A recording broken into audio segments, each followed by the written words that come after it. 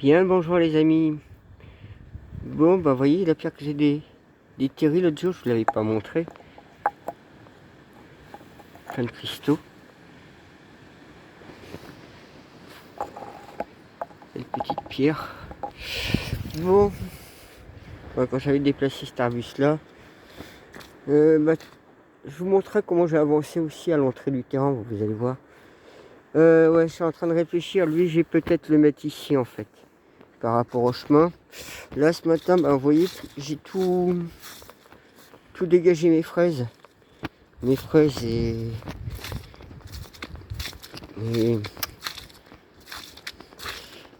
c'était là en plus dans le coin de mes fraises et... Oh, ça me reviendra. Donc voilà. Alors c'est vrai que j'ai dû découper énormément mes fraises. Je vais les mettre propres. Vous voyez, j'ai tout balancé là. Ça va être... Donc là, c'est un premier retournement de terre. Donc c'est le temps que ça pousse un peu. C'est vrai que je trouve pas mal de verre. Bon, là ici, comme vous voyez, j'ai avancé. Ah bah ça y est, j'ai le nom. Le muguet. Donc j'ai mis là en fait du muguet. J'en avais mis ici aussi. Donc voilà. Bah oui, hein, des trucs comme ça quand j'en trouve. Bon, le plus beau était en dessous, mais j'avais donné à ma mère. C'est magnifique aussi. Ouais, donc voilà. Alors, vous voyez, hein, j'ai tout retourné. Ce matin, bon, bah, j'ai vérifié ce que c'était. Donc j'en ai deux. Il faut que je fasse mes recherches là-dessus. Parce que c'est des avocats. Bon, je ne sais pas du tout comment ça fonctionne. Donc j'ai deux avocatiers qui ont poussé. J'ai mis mes deux artichauts l'un à côté de l'autre. Comme ça, ils sont ensemble. J'ai déplacé aussi celui-là, le thym.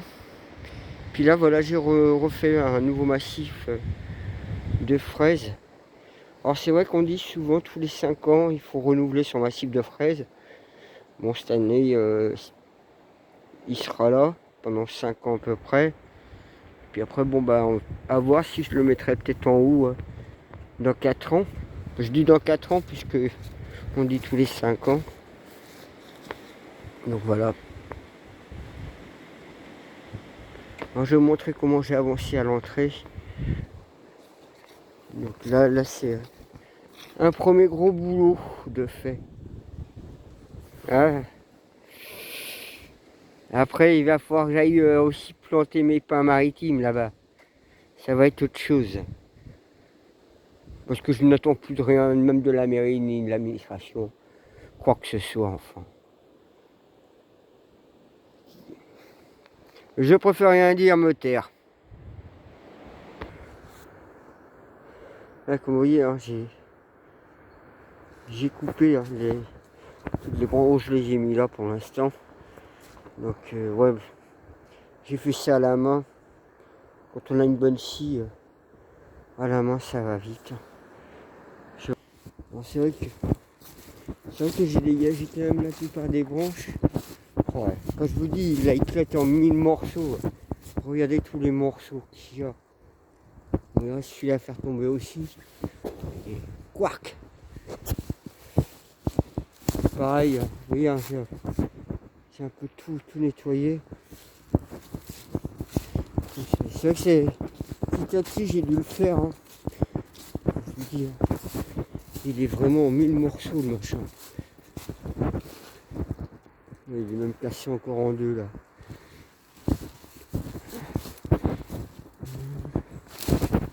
Vous voyez, hein. Je vous dis qu'il est en 1000 morceaux. Voilà. Ouais. Vous pouvez voir, hein, j'ai ainsi pris ma fourche et ma scie. Vous voyez, hein. Moi, faut que je sorte de la tronçonneuse, j'ai pas le choix. Il y a du trop gros calibre. Hein. Vous voyez, hein, j'ai tout étalé sur mes talus. Alors c'est vrai que c'est pratique de mettre sur mes talus parce que les animaux aussi passent à travers. Au début c'est par exemple un chevreuil et après c'est le sanglier et ça vous creuse les talus. Donc là j'ai barricadé un petit peu mes talus. Vous voyez, pour qu'il y a ainsi avec ma fourche. Donc du coup j'ai tout étalé sur mes talus. J'ai tout mis propre, partout comme ça. Alors c'est vrai que je bouche les chemins des animaux, mais pas complètement en fait. Je suis pas con à ce point-là. Là il y avait un passage que les animaux avaient fait. Là il y en avait un autre un peu suspect. Regardez, j'ai ouvert un passage là. Et là j'ai réussi à reboucher mon trou pour l'instant.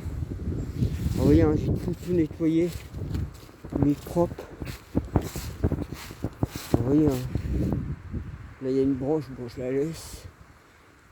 Mais si j'ai à couper le pin maritime là, qui est mort aussi, hein, on voit bien, hein, il va falloir que je coupe la branche. Parce que c'est pas les Parisiens qui vont venir dégager quoi que ce soit. Hein. Comme celui-là il est mort et puis pas de bol pour moi, il penche tout dans le terrain. Donc je vais le zinguer aussi avant qu'il tombe. Les Parisiens ils ont qu'à venir avec la tronçonneuse s'occuper de leur terre. Surtout que les paysans ils sont en train de leur voler alors. Hein. Donc c'est deux frères. Donc un des deux frères se fait voler, pas l'autre. Mais bon. Et hein, j'ai tout bien dégagé là.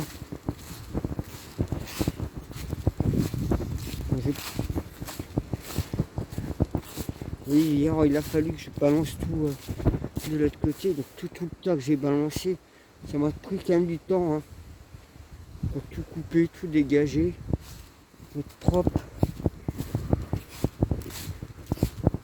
Voilà, comme il y a du vent, je regarde les branches aussi. Bon, celle-là, heureusement qu'elle est tombée de l'autre côté. Et là, c'est du beau calibre, là. Et puis là, bah, je suis obligé de prendre la tronçonneuse. Alors ça, c'est les filles de porc sec, mais c'est pareil. Elles coupent jamais, elles font jamais rien. Et puis la route, bah, évidemment, je suis bien obligé de dégager puisque personne d'autre le fait. À part moi et Erwan. Vous voyez, là, c'est... Là, vous êtes obligé de prendre la tronçonneuse, c'est pas possible. Autrement, même si vous avez une bonne scie, c'est quand même du calibre. Hein. Il y a du calibre là. Alors ce que je vais faire, c'est que je vais tout couper à la tronçonneuse et puis je vais récupérer le bois en guise du travail et puis bah, l'essence, la machine que j'aurai utilisée. Vous voyez, j'ai un peu dégagé, découpé pour l'instant comme ça. Au moins je peux passer tranquillement. Après si Erwan vient avec son tracteur, je le connais, il va tout balancer de l'autre côté. Avec sa fourche.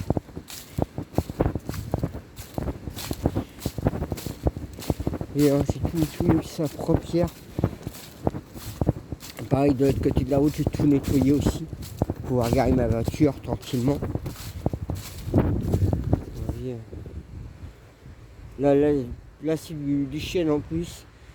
Puis bon, il vaut mieux que je prenne que je fasse un coup de tronçonneuse, ça ira plus vite. Mais par contre, vous voyez ici, le pin maritime, tout ça, je ne vais pas le faire.